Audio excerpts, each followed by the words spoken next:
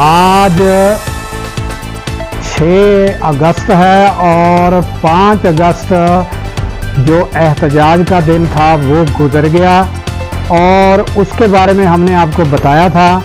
अब हम इसका जायज़ा लेते हैं कि क्या पीटीआई ने खोया, क्या पाया और इस एहतजाज से जो नून लीग है या इक़्तिदार में जो पार्टी है उसे क्या नुकसान हुआ और पीटीआई को क्या फ़ायदा हुआ, इसका थोड़ा सा जायज़ा आज ले लेते हैं। अस्सलाम वालेकुम, मैं हूं अब्दुल गफ़ार। नाज़रीन, गुज़श्ता रोज़ हमने आपको बताया कि पीटीआई का जो एहतजाज था उसके बारे में तफसील से हमने आपको बताया। क्या एहतजाजी मुज़ाहरे हुए, मुल्क भर में रैलियां निकली और फिर रेहाना डार को जिस तरह गिरफ़्तार किया गया वो भी हमने आपको, जो फुटेज है, वीडियो है, वो हमने आपको दिखाई। तो नाज़रीन, अब ज़रा थोड़ा सा इसका जायज़ा ले लेते हैं कि पीटीआई ने जो मुल्क भर में एहतजाज किया और इमरान खान की कॉल पर मुल्क भर में एहतजाज हुआ। तो इसमें बाज़ जो एंकर हैं वो कहते हैं कि बैनुल अक़वामी मीडिया ने भी कवरेज की और दुनिया भर में ये दिखाया गया।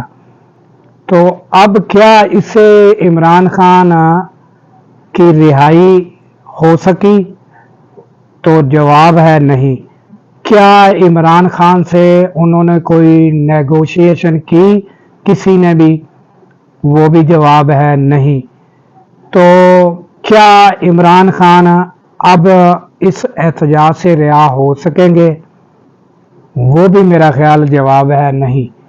तो मौके रिहाई के जब इस्लामाबाद में एहतजाज हो रहा था और उससे नज़दीक इस्लामाबाद में डी चौक में पहुंचने वाला था और उससे एक रोज़ कबल और जब एहतजाज इस्लामाबाद में पहुंचने वाला था उस दौरान नाज़रीन जो इमरान खान से बातचीत की गई थी और बातचीत हुई थी और इस तरह के जो मौके हैं अब जो है वो मुश्किल है कि अब वो मौके मिलें और फिर वो क्या बातें हुई थी और इमरान खान को वो जो है काबिल कबूल नहीं थी।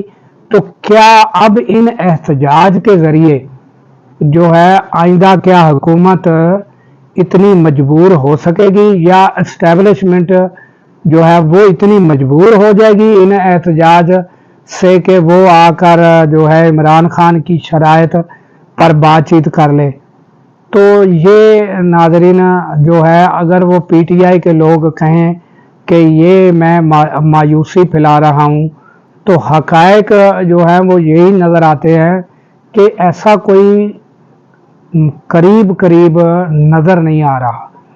तो ये है कि कुछ लो और कुछ दो की बिना पर तो कुछ हो सकता है कि इमरान खान भी कुछ लचक का मुजाहरा करें और एस्टेब्लिशमेंट को भी वो देखें कि वो उनको भी कुछ ना कुछ अपना जो है देखना होगा, उनकी तरफ भी और अपनी तरफ भी।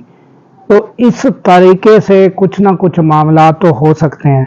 तो वो मौके इमरान खान को 2 साल के अंदर जो मिले होंगे वो समझ लें कि 1 बार या 2 बार मिले होंगे और वो शायद कोई कड़ी शराइत होंगी जिस पर इमरान खान एग्री नहीं हुए। तो क्या आइंदा ये जो एहतजाज है अगर 14 अगस्त को भी अगर एहतजाज होगा तो क्या हुकूमत इस एहतजाज पर घुटने टेक देगी? क्या एस्टेब्लिशमेंट इस एहतजाज पर जो आज हुआ और आइंदा 14 अगस्त को होगा तो क्या हुकूमत जो है वो मुज़ाकरात के लिए तैयार हो जाएगी? तो अगर कहा जाए कि ये एस्टेब्लिशमेंट की या पूरे ये जो हुकूमत इस टाइम कायम है इनकी पूरी दुनिया में जग हसाई हो रही है, तो वो नाज़रीन मुझे पहले ये बताएं कि जो इससे पहले एहतजाज जो इस्लामाबाद में हुआ, जिस पर आखिर गोली चली और जिस पर लाशें गिरी, तो उससे ज़्यादा बदनामी तो ये अब नहीं हो रही। तो जब वो बदनामी पर भी मुज़ाकरात नहीं हो सके और किसी तरफ भी बातचीत मुकम्मल नहीं हो सकी, तो क्या अब 14 अगस्त को या जो ये एहतजाज गुज़र चुका है, आपने देखा कि कोई रिज़ल्ट सामने नहीं आ रहा।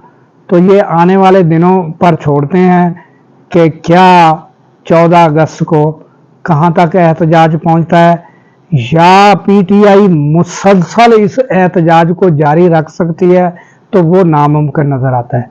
मगर एक बात जो है मैं आखिर में कहना चाहता हूँ कि इतनी दुश्वारियों के बावजूद, इतनी प्रेशर के बावजूद और इतनी फस्तायत के बावजूद जो आवाम निकली है इमरान खान के लिए मुल्क भर में, तो उनको जो है अप्रिशिएट करना बनता है।